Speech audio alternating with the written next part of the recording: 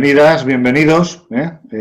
Vamos a, dentro de unos minutos, empezar. Vamos a dar paso a las personas que quieren conectarse y que esto que hoy hacemos quedará también colgado como las otras sesiones anteriores en nuestra página web adoptia.org. Y pasamos a lo siguiente. Recordaros que estamos hablando de un modelo que Chaim Omer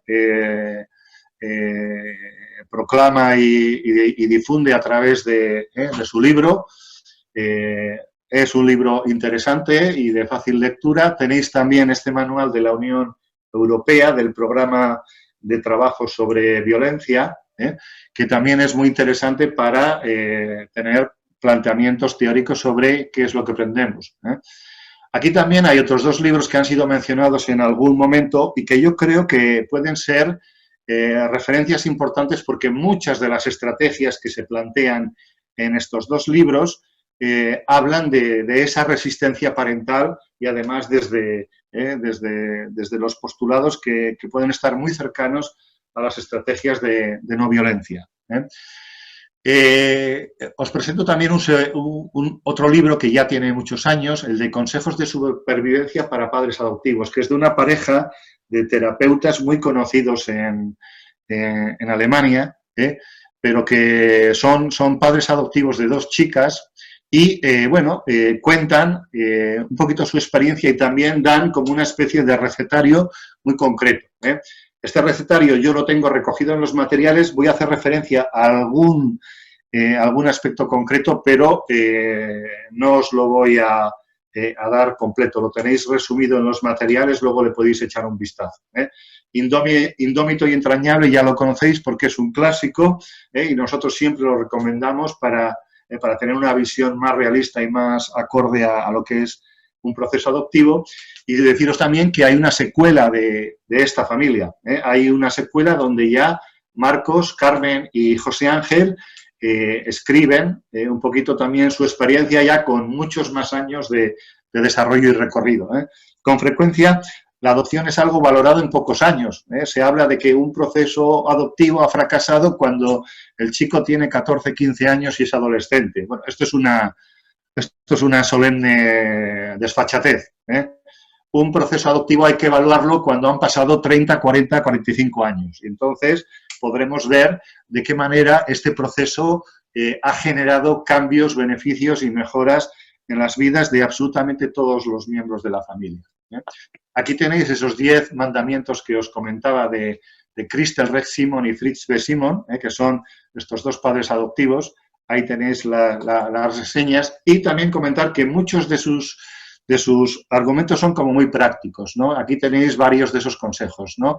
El no interrumpir la comunicación, es decir, no romper, no generar rupturas de trato y de relación, ¿no? Luego también el ver las especificidades de los hijos, ¿no? Si se comportan como personas normales, se les puede tratar como personas corrientes, pero si tienen necesidades o situaciones específicas, hay que ayudarles también desde esas especificidades y desde esa diversidad. La idea de no embarcarse en luchas de poder, este es uno de los principios que vamos a defender continuamente.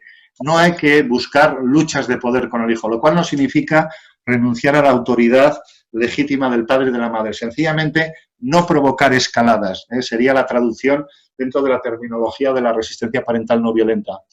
Respetar también la autonomía y los límites del hijo sin despreciarle en ningún momento, porque esto es la esencia también de la no violencia. La no violencia propugna el respeto por el adversario en todos los ámbitos, aunque no se lo merezca.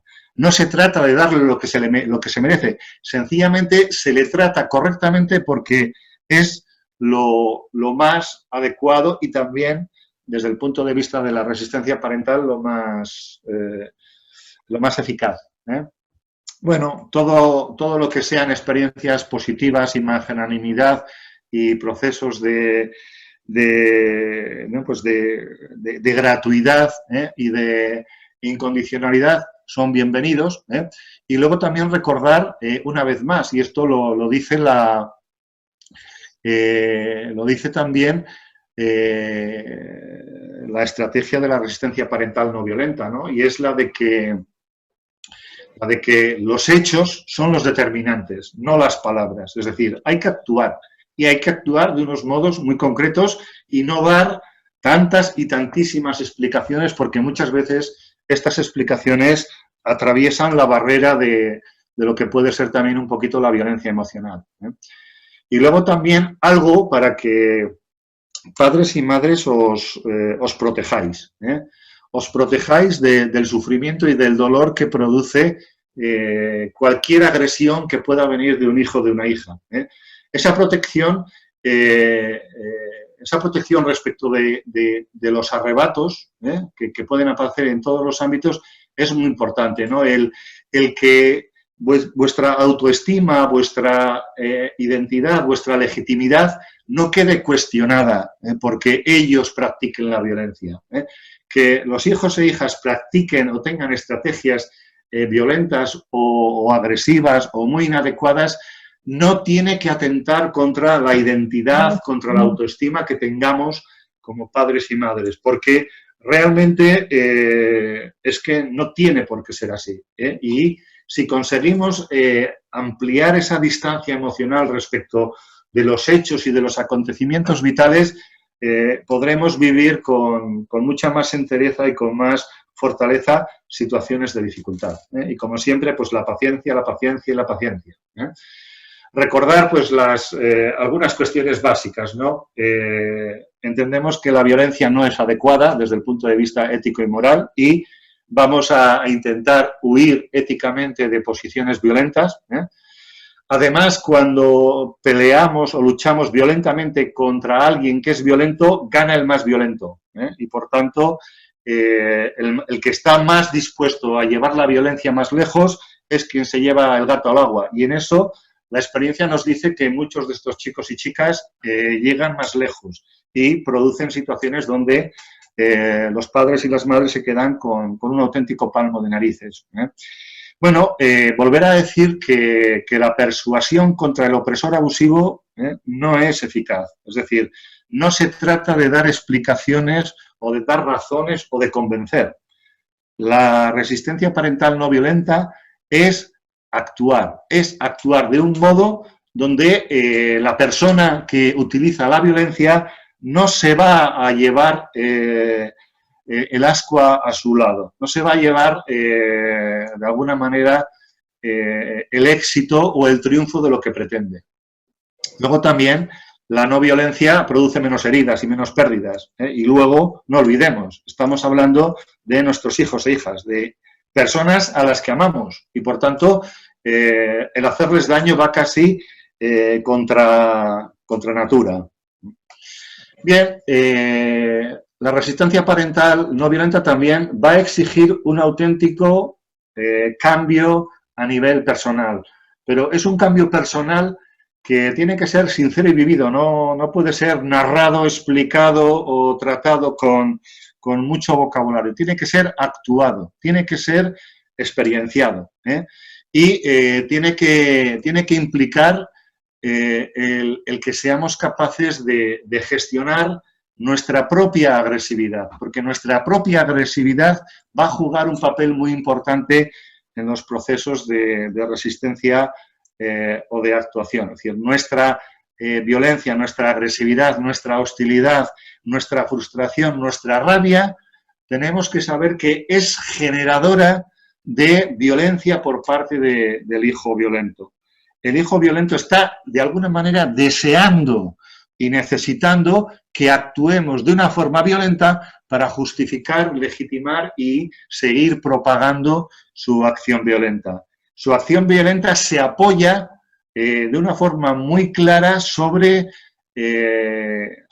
nuestra frustración, nuestra rabia, nuestro enfado, nuestra hostilidad. que lo vamos a ir lanzando muchas veces a modo de sermón, a modo de descalificación, a modo de reproche, a modo de recordar fracasos del pasado, a modo de hacer profecías terribles sobre el futuro que les espera. Todo eso sabemos que alimenta al violento y además en el fondo lo provoca y lo está deseando, está necesitando el baile de nuestra actuación para que en ese baile quien se lleva el gato al agua es él. Es decir, muchas veces las familias nos habéis dicho que cuando hay confrontación y enfrentamiento, los chavales y las chavalas dicen, dame, pégame, a ver si tienes narices para pegarme. Y se ponen como exigiendo violencia, como pidiendo violencia. Bueno, esa es la violencia que de alguna manera ellos necesitan para legitimar y para escalar en la violencia contra el padre y contra la madre. Vamos a buscar, sobre todo, soluciones pragmáticas. Sabemos que hablamos de situaciones donde hay sufrimiento, pero hay un sufrimiento por parte del padre y de la madre, pero también hay un sufrimiento probablemente muy intenso e incluso autodestructivo por parte de los hijos e hijas. Pero vamos a buscar soluciones prácticas, no grandes soluciones ni soluciones para todo, porque lo que vamos a buscar también es de trabajar desde estrategias de cuidado, de incondicionalidad, de mostrar esperanza, de facilitar que la dañada autoestima que estos chicos y chicas tienen de alguna manera mejore. Y para eso hay que ser creativos, y ser creativos y paradójicos. Paradójico significa que cuando actuemos no nos vean por dónde vamos, no nos pillen, de alguna manera no sepan por dónde se van a encontrar la situación. Esto sería básicamente actuaciones de resistencia pasiva y de desobediencia civil. Y por ir concretando, ¿no? ¿Cómo podríamos concretar pasito a pasito o aspectos importantes para empezar a plantearnos este modo de funcionamiento? Porque tampoco con lo que hoy os podamos exponer tenéis que pensar que, bueno, pues que vais a poder llevar a efecto en toda su plenitud lo que es un programa o una actuación de resistencia parental no violenta. Pero sí que los fundamentos prácticos iniciales serían los siguientes, los que nosotros también estamos experimentando como necesarios para que la gente poco a poco vaya pudiendo hacer ese cambio personal que uno va a hacer para obligar de alguna manera a cambiar al otro su actitud. Bien, un paso muy importante es evaluar y reconocer que eso existe. Es importantísimo. Mientras no demos el paso de reconocer que hay una relación viciada, que hay un juego violento, que hay un círculo vicioso, mientras no nos enfrentemos a la vergüenza que esto nos produce, mientras no perdamos ese miedo a actuar y a pedir ayuda, estamos dando alas a que esa violencia se incremente o siga funcionando. Por tanto, este paso es fundamental. Hay que reconocer lo que hay que perder el miedo y hay que focalizar el cambio en nuestra persona, no en la conducta del hijo. Esta sería la clave. Hemos dicho que la resistencia parental no violenta no persigue que cambie el hijo, persigue que nuestro cambio obligue al hijo a cambiar. Sería la idea. Lo siguiente, pues un poquito lo que también recordábamos el otro día a través del Theraplay. El Theraplay, de alguna manera, nos habla también, en cierta medida, de generar una autoridad más creativa. Una autoridad que además sea un anclaje y un elemento protector. Este es el tipo de autoridad que deberemos de generar, donde generemos estructura, y la estructura es seguridad, pero es seguridad desde una firmeza sin enfado, sin acritud. Sabemos que estas tres palabras son muy sencillas: firmeza sin acritud. Son difíciles, son complejas, pero son determinantes. En nuestra ausencia de acritud y nuestra firmeza y nuestra determinación de no dejarnos achantar por la violencia es algo que va a hacer modificar al otro su postura, y también la postura de los hijos violentos. Si nosotros nos mantenemos fuertes, firmes, sin acritud, sin provocar el calentamiento de la confrontación, probablemente los hijos no van a tener. Lo que sí sabemos también es que esto de la resistencia parental no violenta no vale para todos los casos. No estamos hablando de situaciones donde puede haber hijos con momentos o situaciones o brotes psicóticos. Si hablamos de este tipo de situación, algunas de las actuaciones de la resistencia parental no violenta no nos van a servir. Ahí el consejo sería: no utilicéis determinadas estrategias, pero lo que sí siempre vais a poder utilizar es el no calentar, el no confrontar, el no enfrentaros directamente a su violencia con sermones, con consejos, con chapas, con reproches o con profecías de tipo fatídico. Tenemos que generar también otro modo de sincronía, un modo de sincronía y de sintonía donde practiquemos un baile distinto, donde en el momento en que el hijo nos invite a bailar, no bailemos el baile de la violencia. Estamos hablando de situaciones donde podemos escalar hacia situaciones de más violencia. Si lo que nos encontramos es con una violencia directa, ahí no cabría el situarse como víctima y el dejarse machacar. Habría que actuar fuera de este sistema pidiendo apoyo al exterior. Y en este caso, ante una violencia directa, claramente protección física y protección externa. Directamente sería importante también acudir al 112 y los recursos que ahí aparezcan. Pero bueno, la idea también de esta nueva forma de autoridad es generar otra sintonía. Es decir, tú quieres bailar el baile de la confrontación, yo no lo voy a bailar, pero tampoco te vas a llevar lo tuyo. Es decir, tampoco vas a conseguir lo que quieres mediante este método.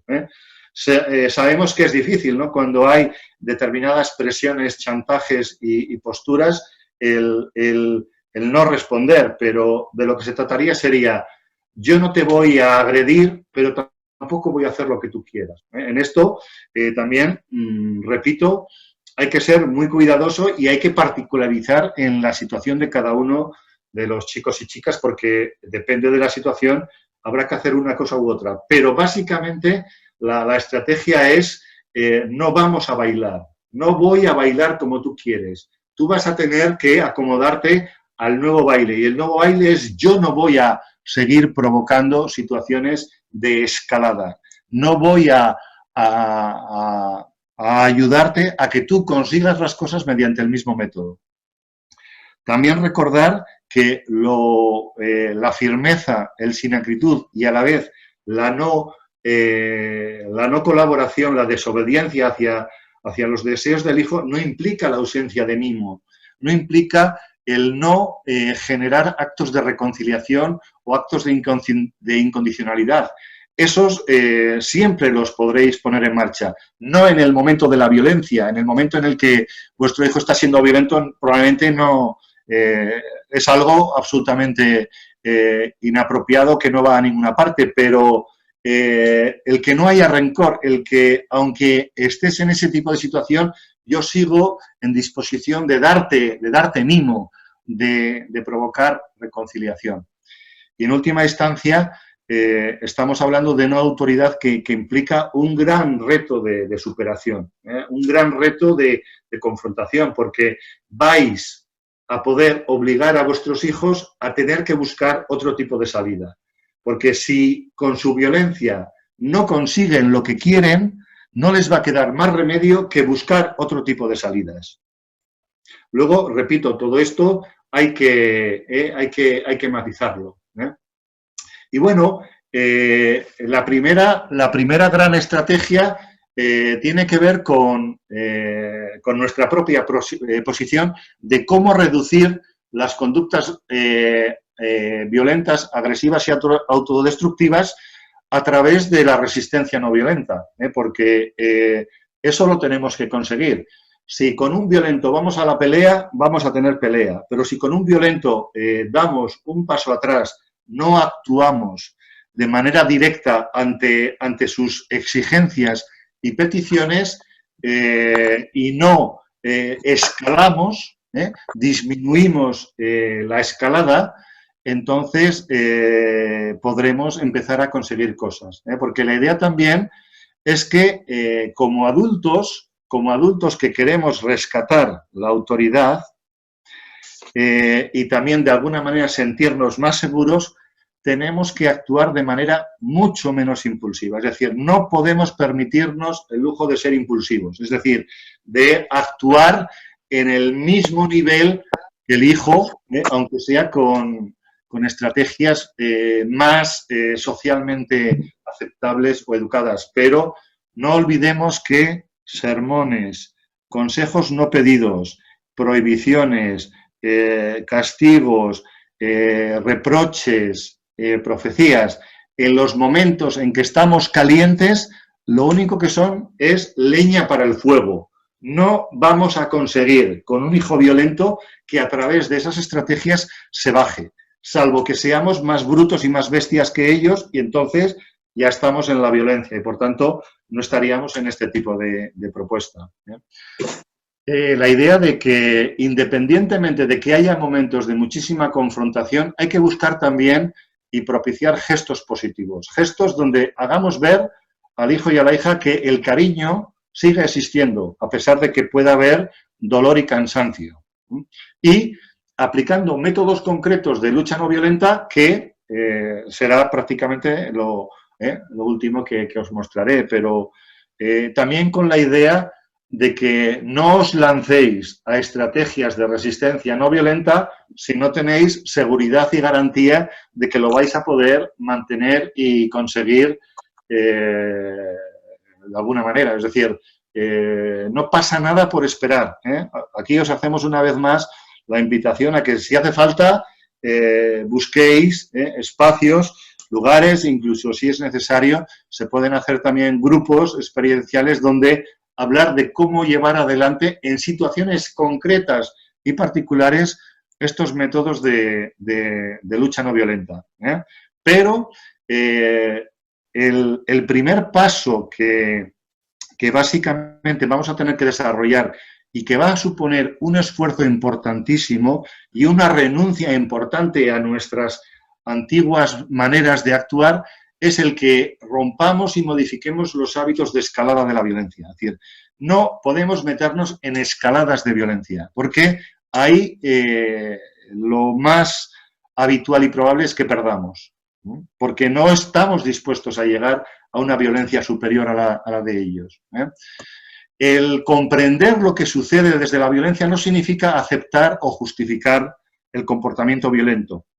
Se trata sencillamente de entenderlo, conocerlo, pero para desarrollar estrategias de no colaboración, estrategias de desobediencia. Tenéis que saber que la lucha no violencia se fundamenta sobre la desobediencia civil. Es decir, ante un poder abusivo, yo no hago lo que el poder abusivo desea que suceda. Y eso hace inútil al que ejerce la violencia, aunque evidentemente no tengáis la más mínima idea de que el hijo va a intentar provocaciones más fuertes y de alguna manera también va a haber represalias. Los hijos, cuando se les confronta de manera no violenta, tienden a incrementar de alguna manera sus violencias o sus actuaciones, tienden a buscar y a tomar represalias que hay que aguantar y que hay que soportar. Cuando decimos aguantar y soportar represalias, no significa que nos dejemos machacar, significa que sigamos resistiendo a pesar de que incremente su nivel de violencia. Seguimos entendiendo que allá donde nos ponga la mano encima, ahí hay que avisar ya a terceros que contengan y que frenen, porque ese es el punto donde debemos de buscar fuera una solución. Por tanto, la idea de negarse a colaborar y obedecer al hijo violento.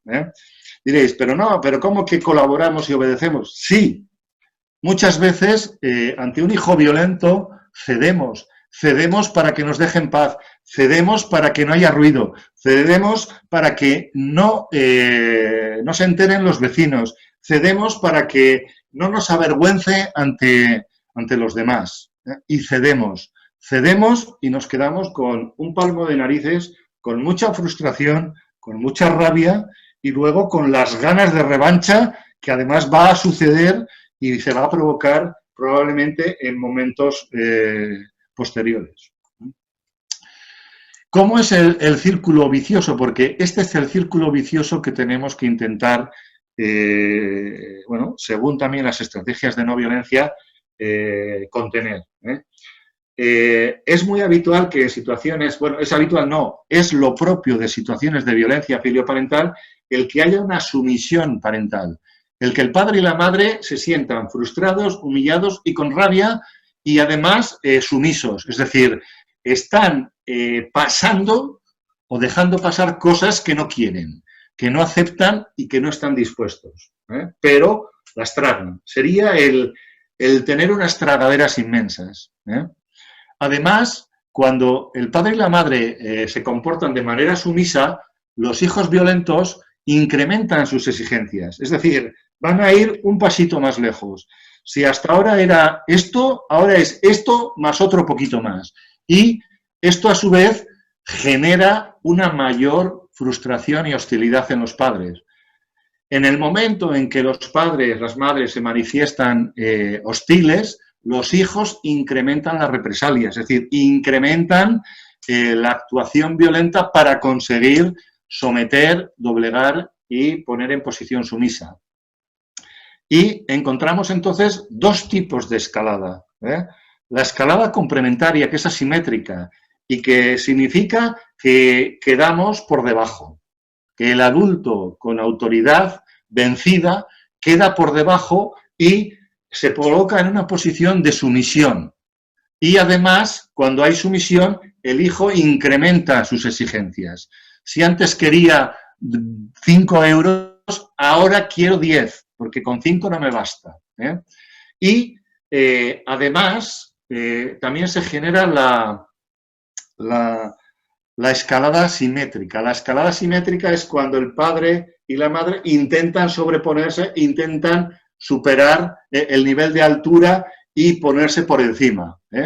Esto es a su vez generador de hostilidad y de incremento y chantaje por parte del hijo abusivo. Es decir, que cuanto más intentamos escalar y superar la situación de abuso, más a su vez el hijo toma represalias e incrementa su hostilidad.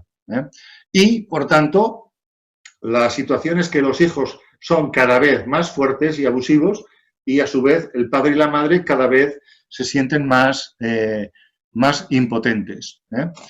La hostilidad, además, potencia y legitima el poder abusivo. Es decir, cuanto más intentamos rebelarnos, más legítimo considera, desde un punto de vista de violencia, el hijo su posición. Bien, vamos a hablar de cambios concretos. Luego tenemos tiempo también para hablar de alguna técnica, de la técnica de la sentada, de la técnica de los seguimientos. Hay técnicas, las voy a comentar, pero también repito que no os lancéis a practicarlas en tanto en cuanto no seáis capaces de mantener la posición, porque una vuelta atrás es una derrota más. Pero bueno, esto también se aprende poquito a poco y experimentándolo. Bueno, hay que promover un cambio en la relación. El adulto tiene que cambiar. Y tiene que cambiar, y yo entiendo que un cambio muy importante es pudiendo contener y controlar la rabia, el enfado, el dolor que le provoca la humillación de la sumisión. Aquí aplicamos la teoría de la resiliencia, y esto es importante porque que un hijo nos venza, nos humille, nos quite determinadas posiciones de poder es doloroso. Y esto es así, es lo que podemos decir la primera carga del dolor, el dolor que genera el hecho de que te han hecho ese tipo de situación. Pero ojo, porque las experiencias de sufrimiento tienen dos cargas según la teoría de la resiliencia. La primera, que es objetiva, es decir, si el hijo es violento, esto nos duele. Pero la segunda carga es la que tiene que ver con el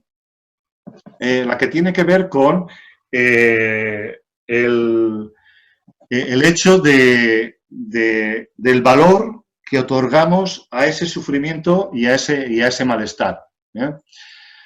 Por así decirlo, si en una situación donde hemos sufrido una agresión o estamos sufriendo la violencia, además nosotros nos pensamos, nos creemos y actuamos sintiendo que no tenemos fuerza, carecemos de futuro, nuestro hijo no tiene solución, no nos quiere, empezamos a pensar muy en negativo, veremos que el incremento del sufrimiento va a ser mayor. Y va a ser mayor que si somos capaces de generar significaciones distintas al sufrimiento. Si ante una situación de sufrimiento somos capaces de pensar algo que decía el otro día Alberto, con respecto a qué puede significar el que un hijo esté desplegando violencia. Podemos pensar, ya está la amígdala del sistema límbico de mi hijo excitada y alterada. No es lo mismo que yo piense que la amígdala de mi hijo, de su cerebro emocional, se ha excitado y por tanto él está alterado, que si yo pienso que yo soy un inútil, mi hijo un perverso, que lo estoy haciendo todo mal y que no tenemos futuro. ¿Se ve la situación? La segunda carga del dolor y del sufrimiento va a ser responsabilidad nuestra, va a depender de nosotros, va a depender de lo que nosotros decidamos que signifique eso que ha hecho nuestro hijo. Y ahí yo repetiría de alguna manera la enseñanza de la poesía de Invictus de Nelson Mandela, que no es suya, pero que él la recitaba todos los días y él hacía todo el rato una autoafirmación del tipo: yo soy el capitán de mi alma, yo soy el dueño y señor de mi sufrimiento. Y mi sufrimiento tendrá que ver no solo con lo que me hagan, tendrá que ver sobre todo y también con lo que yo decida que eso que me duele significa y supone. ¿Se ve? Este paso es fundamental. Si no hacéis una reconversión del dolor, del sufrimiento, si no se hace una conversión personal y una confrontación con lo que significa esa agresión del hijo, vamos a ir hacia la hostilidad y hacia el enfado en directo. Y bueno, hay preguntas sobre qué estrategias concretas, ¿no? Se ha hablado de la primera gran estrategia, y la primera gran estrategia es esa conversión personal. Es decir, tenemos que ser capaces de reconvertir nuestro sufrimiento hacia algo que no implique nuestra derrota o un mayor sufrimiento. Si nuestro hijo es un violento, pues sí, tiene la amígdala excitada, pero no pensemos que es un desgraciado, que no nos quiere, que todo se va a ir a la porra y que no vamos a conseguir nada, porque ese pensamiento es el que va a multiplicar por 4 nuestro dolor y nuestro sufrimiento. Y por tanto, ese depende de nosotros y ese no es culpa de nuestro hijo. Si nuestro hijo violento nos provoca dolor, es nuestro. Somos dueños, soberanos y señores de nuestro dolor. Y tenemos que aprender a tomar una distancia de eso que él haga y no tomarlo como algo personal, como algo que es propio. Es fruto de la amígdala, del conflicto, de la dificultad, del trastorno, de lo que queramos. Pero ahí tenemos que buscar una explicación, porque sin ella vamos a tender a ir hacia la rabia, hacia la hostilidad, que a su vez alimentará el círculo de la violencia. Y, bueno, estrategias. La resistencia no violenta utiliza, y aquí me gustaría compartir un pequeño vídeo. Pues es de estos que están circulando por la red, pero que yo creo que ilustra muy bien cuál es la posición de muchos de los hijos violentos y cuál es la actitud del padre y de la madre cuando el hijo suele ser violento, cara dura o un fresco. ¿Pero cuál es el problema? Que no lava. ¿Cómo? Sí, pongo los platos ahí, me voy un rato, regreso y siguen ahí sucios. Ah, los platos, pero el agua sale bien, ¿no? Sí, sale, pero no lava. Y luego, pues los platos se van acumulando ahí. En casa de mi mamá yo los ponía y 15, 20 minutos después ya no había nada. Ah, ok, sí. Yo creo que ha de ser porque el fregadero de tu mamá es de los buenos, ¿no? Sí, ha de ser eso. Sí. Bueno, en este vídeo vemos algo que sucede en muchas familias, ¿no? El cómo los hijos e hijas utilizan multitud de pequeños servicios y de prestaciones de los padres y de sus madres, especialmente, ¿no? Cuando bueno, pues no valoran, por ejemplo, que los platos, los vasos sucios no se limpian solos, o que la comida no aparece en el frigorífico sola, que hay que ir a buscarla, o que la ropa no va sola desde el suelo de su habitación a la lavadora y al tendedero o a la plancha para luego ser colocados de forma ordenada en su cajón. Es decir, hay en muchísimas actividades que los padres y las madres hacen para sus hijos cantidad de oportunidades para poder empezar a no hacer y a desobedecer las expectativas, los deseos de hijos e hijas que no respetan. Entonces, es en este tipo de multitud de pequeñas cosas donde se puede empezar a sencillamente no hacer, no responder a esas expectativas, a esos deseos, a veces a esos mandatos y esas órdenes de hazme, tráeme, cógeme, dime, búscame. ¿Cuántas veces sabemos y sentimos que nos están tomando el pelo? Y que nos están tomando el pelo porque muchas veces los hijos e hijas actúan como si la lavadora funcionara sola, como si la ropa que aparece en la alfombra tirada por la noche a los 2 o 3 días, ella solita se coloca planchada en el armario y en el cajón, como si papá, mamá son el buscador universal y los únicos que saben dónde están las cosas y a los cuales hay que preguntarles todo, como si papá y mamá fueran los choferes 24 horas al día, 365 días al año. Hacemos infinidad de cosas por nuestros hijos e hijas, también cuando son violentos, y hacemos un montón de favores, hacemos un montón de cosas que son elementos, que son acciones y actividades que podríamos no hacer, en una desobediencia en toda regla. La resistencia no violenta se basa en la desobediencia civil, se basa en el no hacer lo que el violento quiere que hagamos. ¿Qué quiere el violento que hagamos? Que le demos dinero, no le damos dinero. Que le demos permiso, no se lo damos, pero no le evitamos que se vaya. Si se va, pero se va sin permiso. ¿Qué más podemos evitar? El violento muchas veces va a pretender que no entremos en su habitación, que no ocupemos determinados espacios de la casa, que nos quitemos de la sala, que nos quitemos de delante o que nos apartemos de la televisión. Bueno, dependiendo de circunstancias y situaciones, podemos y por tanto deberíamos no hacer caso de algunas de las cosas que el violento quiere. De manera que la idea es el violento, el que busca a través del chantaje, del grito, del exabrupto, conseguir algo que no lo consiga. ¿Qué quiere? ¿Una comida concreta? No hacemos esa comida concreta. ¿Qué quiere? ¿Dinero? No le damos dinero. ¿Qué quiere? ¿Que le lleve y le busque y le traiga de tal sitio? No le llevo, no le traigo, no le busco. Se ve. La sentada es una sentada. ¿Qué pasaría si cuando nuestro hijo violento está viendo la tele, el padre y la madre se colocan a derecha y a izquierda de la televisión sentados en una silla? Le permiten ver su película, pero están sentados delante. ¿O qué pasaría si el padre y la madre se sientan en su habitación? Cogen una silla, se sientan delante de la puerta y dicen, no estamos dispuestos a aceptar el trato que nos das. Queremos una solución al trato que nos das. Y vamos a estar aquí sentados.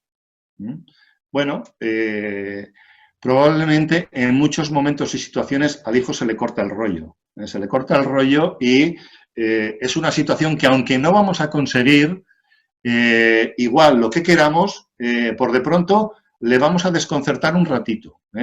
Y otro tanto con una sentada en el televisor, a izquierda y derecha del televisor. En el momento que está viendo su serie, su película, os sentáis. Bueno, no tenéis ninguna garantía de que vais a conseguir absolutamente lo que queréis, pero lo que sí vais a conseguir es que no esté cómodo, que no, que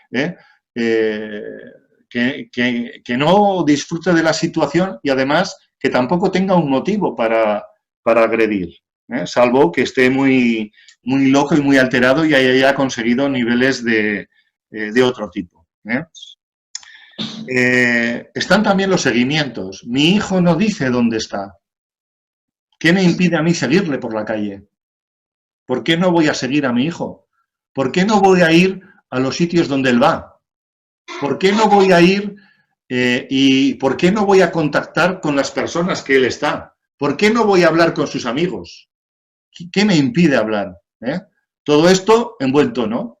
Hola, soy fulanito, soy el padre de zutanito, y te llamo porque estoy preocupado por mi hijo, porque mi hijo está consumiendo muchas drogas y esto me preocupa. ¿Podrías tú decirle que no consuma tantas drogas? No tenéis ninguna garantía de que vuestro hijo vaya a dejar las drogas, pero va a volver a casa tocado. Y si tocarais a toda su red de amigos y de contactos, si estamos hablando de chicos medianamente normales, le van a decir, oye, a ver qué haces que tu padre nos está tocando las narices. Bueno, no tenéis ninguna garantía de que vais a conseguir lo que queréis, pero lo que sí sabéis es que habéis roto uno de los tabúes y de las prohibiciones más habituales de los hijos hacia los padres. Quítate de aquí, no entres en este espacio, no hables con la gente, no cuentes a otros lo que sucede. Sí. Bueno, primero de todo, una experiencia de una familia que decía, en una ocasión me explicaban que los adultos somos los que tenemos la madurez emocional. Creo que es importante tener eso en cuenta y aunque nuestros hijos nos hagan daño verbal o físicamente, nosotros debemos resistir. ¿Cómo lo ves? Completamente de acuerdo. Esa es la esencia de una buena parte del trabajo en resistencia parental. Es decir, no nos podemos permitir el lujo de perder los papeles. Porque en el momento que mantenemos los papeles, nuestro hijo no empieza a no tener nada que hacer. Y es la manera de quitarle el poder. Es decir, no va a pasar lo que tú quieres, pero no me vas a encontrar peleando contigo. No te voy a discutir. No voy a decir que te voy a controlar porque no te puedo controlar. Si tú decides y deseas marcharte, no puedo impedir. Pero en el momento que salgas, si eres menor de edad, sí voy a llamar a la policía para decir que has desaparecido sin mi autorización. Punto. Ni te amenazo, ni te digo que eres un desgraciado, ni digo que vas a acabar en la cárcel o muerto por la droga. Sencillamente, soy tu padre, es mi obligación, la voy a cumplir y tú no puedes impedir que yo cumpla con mis obligaciones. Otra experiencia de otra familia dice, con una hija de 15 años en plena adolescencia, cuando desborda por estrés porque le ha pasado algo que le ha dañado y carga contra mí, está más que comprobado que si no entras al trapo no surge la espiral violenta. Si te dejas invadir por la rabia y saltas tú también, la tienes liada segura. No darte por ofendida, diga lo que diga, ser consciente que habla su dolor y su rabia. Esta es mi experiencia. Sí, y esa es una respuesta de resistencia parental no violenta. Es decir, no voy a entrar en el baile que tú quieres. No voy a bailar contigo el baile de la violencia, porque no sabéis la rentabilidad que le sacan los hijos a un insulto, a un tortazo o a cualquier expresión violenta del tipo que sea. Le sacan 10 veces más de lo que os imagináis y de lo que la situación merece. Javi, otra familia comenta, vivimos en una ciudad pequeña y es fácil saber dónde está mi hijo. Dice, de todas maneras, es interesante tener en cuenta que hay herramientas digitales que te permiten saber dónde está y poder hacerte el encontradizo para controlar con quién está o quién no está. ¿Cómo lo ves? Es otra de las estrategias, pero no haciéndolo a escondidas. Una de las claves de la resistencia parental es la transparencia. Yo voy a ir donde yo considere oportuno que tengo que ir para saber qué haces porque tú no me lo cuentas. Si tú no me lo cuentas, se lo voy a preguntar a tus amigos y también se lo puedo preguntar a los padres de tus amigos. No hay nada que me impida hacer eso. Nada, porque como padre, como madre, tengo esa capacidad y esa autoridad y además tú no puedes evitar que yo lo haga. El mimo, el cuidado, la sincronía, el estar pendiente, el estar atento a cómo se siente lo que le sucede, en ese momento, en lugar de estar a la pelea, al control, a la tarea o a lo que sea, es un modo también de ayudarle al niño a salir de su situación y demostrarle sobre todo que le entiendes, que le comprendes, que sabes lo que está pasando y que puedes dejar en un segundo plano tu necesidad de que se duche, se limpie los dientes o haga 4 sumas. Es decir, hay momentos donde no compensa ganar la batalla, donde hay que permitir al niño que o bien que reviente de cierta manera o bien también que salga de ese bloqueo, de ese no poder expresar la rabia, el dolor, el malestar que siente ante la petición que le habéis hecho. El adulto que estructura, que da estructura y por tanto límites, acompañamiento, desde la cercanía, aumenta su autoridad, genera autoridad. Y es una autoridad creativa, es una autoridad cercana del estilo de la que promovemos o nos interesa.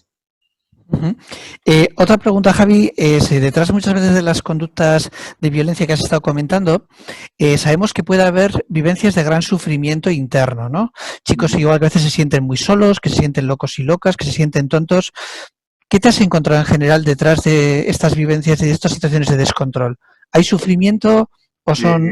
Bueno, eso lo hemos dicho por activa y por pasiva en prácticamente la totalidad de los seminarios. La violencia de nuestros chicos y chicas está muy enraizada con sus experiencias de dolor, de sufrimiento, con experiencias traumáticas, con algunos casos también trastornos importantes y, por tanto, pues lo que decíamos de la amígdala, es que el que tiene la amígdala facilona, de 100 veces te va a contestar 100. Es decir, no va a aceptar determinados límites porque no puede, porque su amígdala le está pidiendo protección, seguridad y guerra.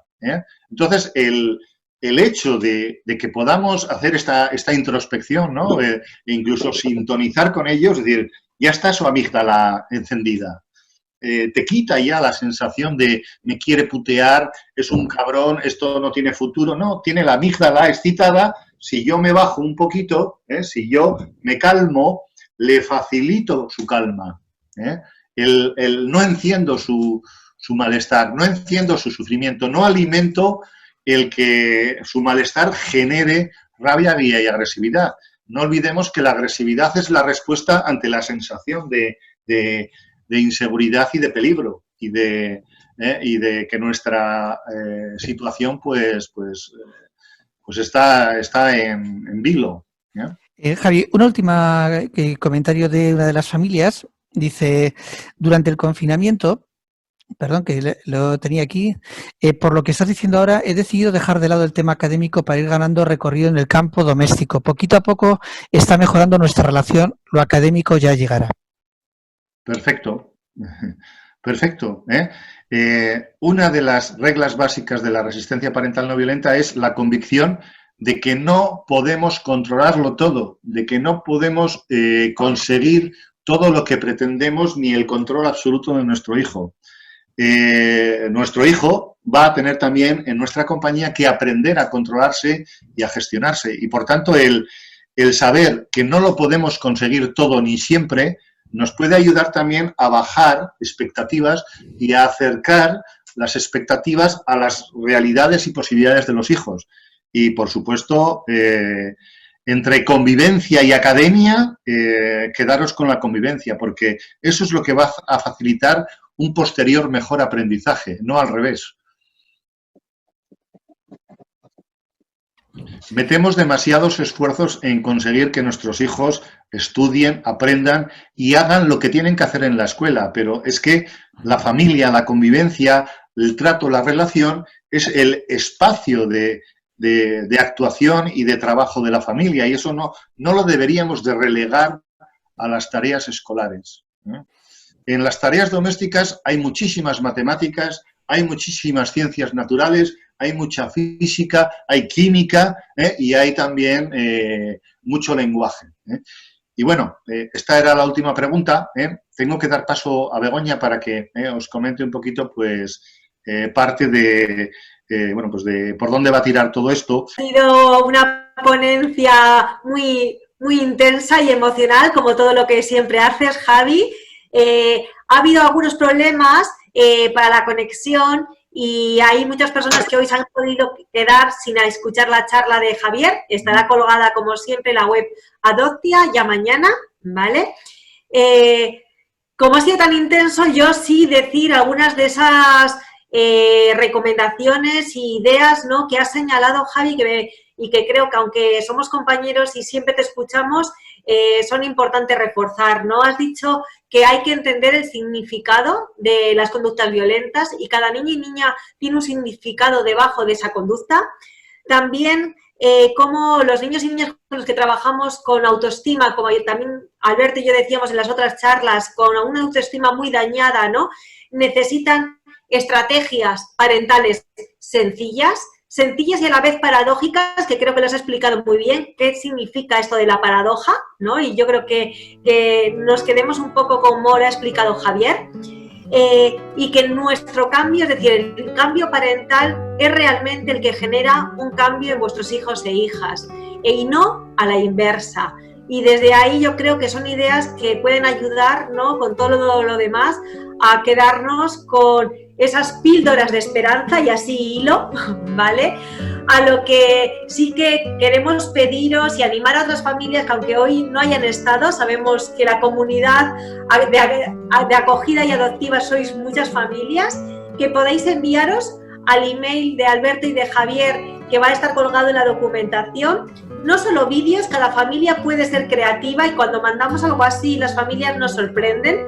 Puede ser una imagen representativa de algo familiar, que haya un audio detrás, puede ser una canción, puede ser un rap, puede ser un dibujo creativo, puede ser un collage, puede ser, es decir, puede ser todo lo que vosotros queráis mostrar, y porque en el mostrar estrategias, sobre todo estrategias fuertes, positivas y que os hayan servido a vosotros y vosotras, son las que realmente son los aprendizajes resilientes para el resto de familias.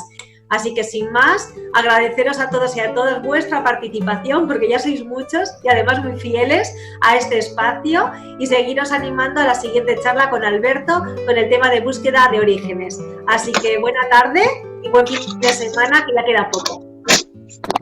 Muchísimas gracias por vuestra atención y hasta cuando queráis.